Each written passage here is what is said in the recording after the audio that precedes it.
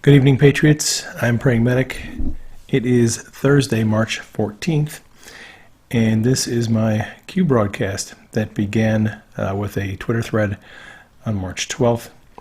Those of you who are following along at home, if you'd like to get a couple of websites that you can find Q drops, qmap.pub, qanon.pub. If you have an Android phone and you'd like to get notifications when Q is posting, you can get Q drops and Q alerts in the Play Store. Not available for iPhones right now. My theme for this broadcast is Stay in the Light. And we're going to look at Nate Kane and George Papadopoulos, two people that Q has warned recently to stay in the light. All right, so this was on day T-7, which was March 12th. We are now at T-5 because it's March 14th. Okay, we got this post from Q. I'll just read it to you. RR in brackets, Rod Rosenstein deposition this week. Rod Rosenstein departure thereafter.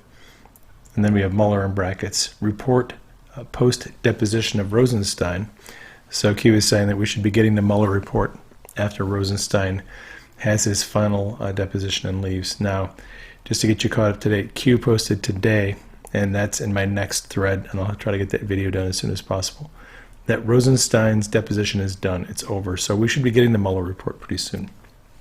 Then Q writes, Mueller in brackets, sealed indictments installed in D.C. in brackets prior to Rosenstein loss of power.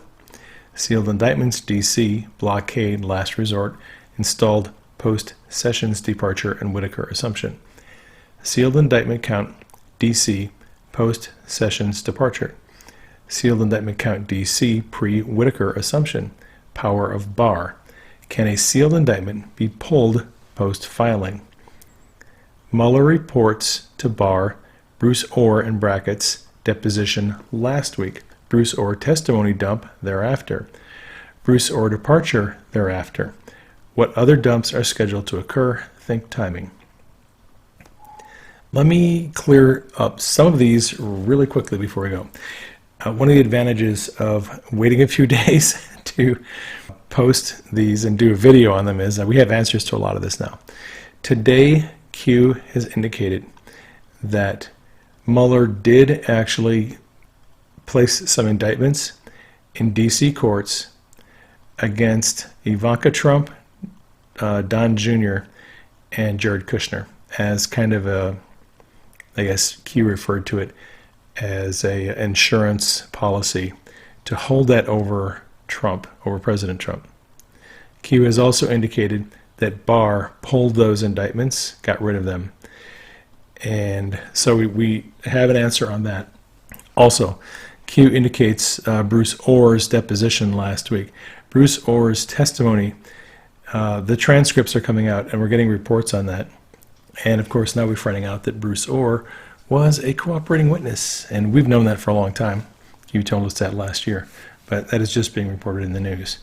So that is an update on that part. That's the first part of a long post. Here's the second part. Let me read this to you. Talking about Nancy Pelosi, she's in brackets as well. Did she pull her threat to impeach the president? Yes, she did. Effort to prevent declass. Right. So Q has been telling us for a while that the president is holding the declassification of FISA docs as a weapon against Nancy Pelosi, Chuck Schumer, and his enemies. Then there was a letter to POTUS from Pelosi and Schumer today. I'll show you that in a minute. What was the subject of the letter? Was the impeachment threat, this is Pelosi's threat, real? Or was it talking points to satisfy the loony left, sheep who do not think for themselves base? Talking points meant to project outrage across America using fake news, blowhorn, to justify fake investigations and take in donor support. Impeachment requires facts. Impeachment requires a 2/3 vote in the Senate. Propaganda arm of the D party, fake news in brackets, is losing control of the narrative. The truth will always win. Transparency and equal justice under the law. Save America. Q. So this is Pelosi's statement. She said, I'm not for impeachment of Donald Trump. She knows that she can't get Trump impeached. She's just allowing people on the Democrat Party to use that rhetoric to stir up anti-Trump sentiment. They never really had a chance to do that, and I think she knows that. After the president submitted his budget proposal, which included $8.6 billion for a wall, Pelosi and Schumer issued a joint statement to Trump warning him not to go down that road again. They don't want another government shutdown, and Trump just better knock that off because this ineffective and stupid wall idea needs to go away. Well, we know that the president will fund and continue building the wall with the military, but exposing the agenda of Pelosi and Schumer to prioritize illegal immigrants over citizens is important. Optics matter. All right, and something to bear in mind. A lot of people are screaming that the president needs to declassify the FISA docs. Declass now. We've got to get this declassified. Well, declass is a weapon, and the president can only fire that weapon one time. Right now, declassification is being used as a lever to keep his enemies in check. Expending valuable ammunition before the optimal time is foolish, so I'm just suggesting people trust the plan. Trump and his people know what they're doing. All right. Did Mueller intend to indict 3 of Donald Trump's family members, as reported in this article on the Gateway Pundit?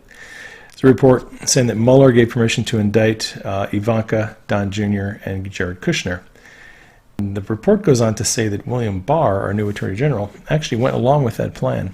Well, part of that may be true. Q did indicate that Mueller did intend to have indictments against those people, but Barr was not going to go along with this, and Q gets into that here in this next post.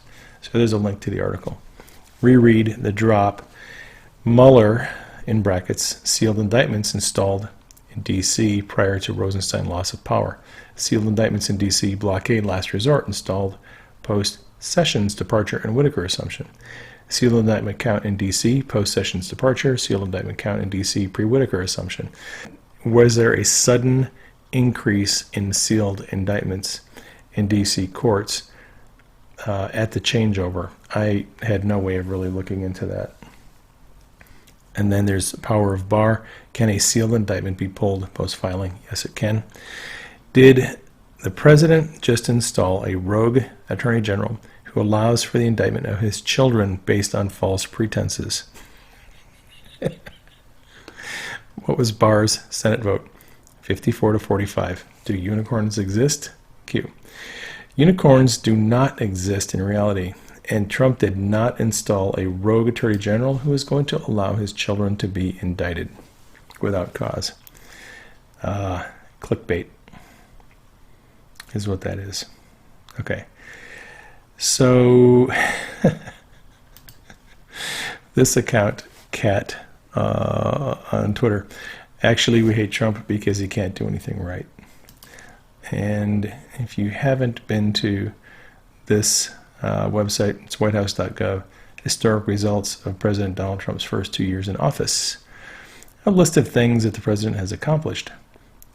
Due to President Trump's pro-growth policies, real GDP has exceeded 3% over the last 4 quarters. First time that's been done, I think, since 2005.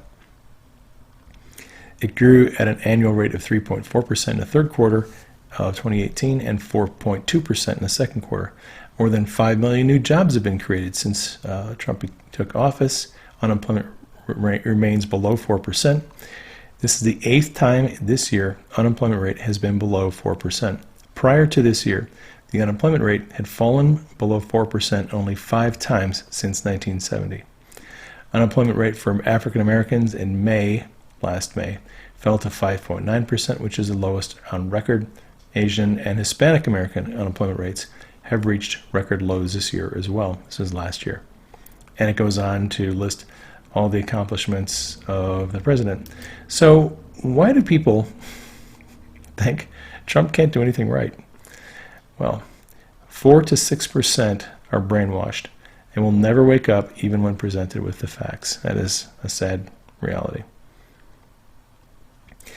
Q posted this, the link to that article about President Trump's accomplishments, memes, memes, memes, and more memes. Wake up, America. Facts matter. Save America. United, not divided. Where we go one, we go all. Q. I post a lot of memes on Twitter for that very reason. Memes have a way of reaching people that conversations don't. You can post a meme and you don't have to say anything to the person. The meme sits there in their brain and they might sometimes think about it. All right, George Papadopoulos retweeted a photo of him and his wife Simona walking to Congress to testify before the Senate Intel Committee. This was on March 11th. Also, last October, the House Intel Committee authorized the release of 53 transcripts of people who testified about interference in the 2016 election. All transcripts have not yet been released. FBI agent Michael Gaida's testimony is on the list of transcripts to be released. Q linked to George Papadopoulos' tweet and an article in the Epoch Times about Michael Gaida's transcript and the 53 transcripts slated for release. This article here. Then Q says, gives a number. The first Papadopoulos tweet is number 1. The article about Gaida's FBI, his testimony is number 2. Q writes, 1 equals 2. Q. So I have been thinking about this. What does Q mean when he says 1 equals 2? This equals this. Papadopoulos' tweet and Gaida's testimony, they're connected somehow. I'm not exactly sure how they're connected, but we're going to find out very soon. So George Papadopoulos tweeted out today that he is going to drop some information about Joseph Mifsud. And we are just getting a lot of data points right now. I can't tell you how all these data points are connected, but I think it's important to just take this information, realize it's just data, it's information right now. Q is going to help us connect all these puzzle pieces when the information is all out there. So just bear with me for a few minutes while I walk through some data points. All right, Michael Gaida, and then Q posted this, Michael Gaida, FBI, Rome, Q. Gaida served as FBI's legal assistant, legal attaché to the U.S. Embassy in Rome. Papadopoulos worked in London, both before the time that Lisa Page and Peter Strzok were there in London, and also afterward. So we're going to look at that. If you go to Papadopoulos' LinkedIn profile, you'll see that in February of 2016, after he worked briefly for Ben Carson, he took a job at the London Center of International Law and Practice. And also, Maltese professor Joseph Mifsud was working at the same location, the London Center for Law and International Practice. Same time. This is according to a Rolling Stone magazine article. There's a lot of reports that Mifsud was connected to Russian players. I think that is disinformation. He's not really that well connected to people in Russia. He is heavily connected to people in British intelligence. And if you want to read a very informative article that is going to be, I think this information is going to become much more important as we move forward. This is on disobedientmedia.com. All Russiagate roads lead to London. Check out that article. It'll help you connect some dots. Okay, speaking of London, we know that Lisa Page, Peter Strzok, and other Spygate conspirators, Andrew McCabe, and other people were in London. We know Strzok and Page. I'm not sure who the other ones were. In December of 2015, we kind of got confirmation from Q that the people in this picture taken in London in December of 2015, Lisa Page and probably Peter Strzok. So we've talked about that before. Simona, Papadopoulos' wife, she was not his wife at this time. This is in January 6th of 2016, posted a photo of herself with the Roosevelt Churchill sculpture in London. This is January 6th, a couple of weeks after Page and Strzok were in London. All right. Also, going back to Papadopoulos, if you go back to his LinkedIn profile, he actually worked at the as an oil and gas consultant for Energy Stream, and this was from September 2015 to December 2015. So he was in London at the same time, roughly, that Strzok and Page were in London.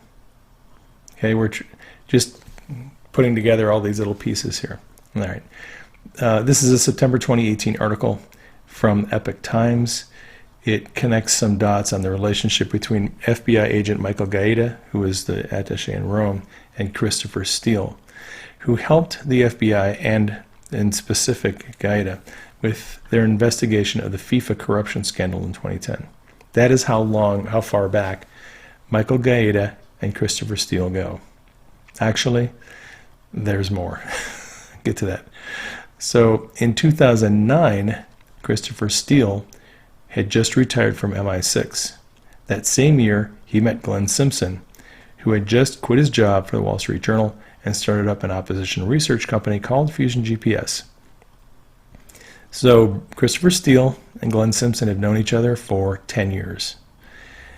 And this article, this is on The Guardian, says that when Simpson and Steele met, they realized they had a lot of the same FBI people in common that they knew. All right, so Gaeta, who is the FBI attaché in Rome, Steele and Glenn Simpson, seems like they've all known each other for a long time. All right. In June of 2016, this is just before the election, presidential election, Steele flew to Rome to meet with, and this says, the FBI agent he'd worked with on the FIFA case. It doesn't say specifically in this article who he met with, but Lisa Page had previously testified that Gaeta was Steele's handler. And this article does say Gaeta later met with Steele in London. All right, so this is June. Also, according to this Breitbart article, Steele met again with Gaeta in Rome on July 5th. That trip was authorized by State Department's Victoria Nuland. Then going back to this article from Epoch Times, Gaeta also met with Steele in September of 2016. So there were 3 meetings that summer and into fall between Gaeta and Steele. All right. Lastly, we have this tweet from Paul Sperry, who said, Bill Priestap, Peter Strzok's boss, he was head of counterintelligence at FBI, Peter Strzok, Lisa Page, Andrew McCabe, Michael Gaeta, FBI agent from Rome, all traveled to London during the campaign of 2016. John Brennan also made trips there. Congressional oversight demands a full accounting of who they met with, whether British intelligence also spied on Page and other citizens. Okay, so there's all these people who have connections to London, and I think at some point in the future this is all going to become more clear. Right now I just want to give you information so that when we go forward you'll understand where all these connections come from. This is a very confusing issue, but I think if we tackle it a little bit at a time it'll be less confusing as time goes on. Okay, so Q posted a link to George Papadopoulos' tweet and said, "Rat bait, stay in the light." Q, this was on March 2nd. All right.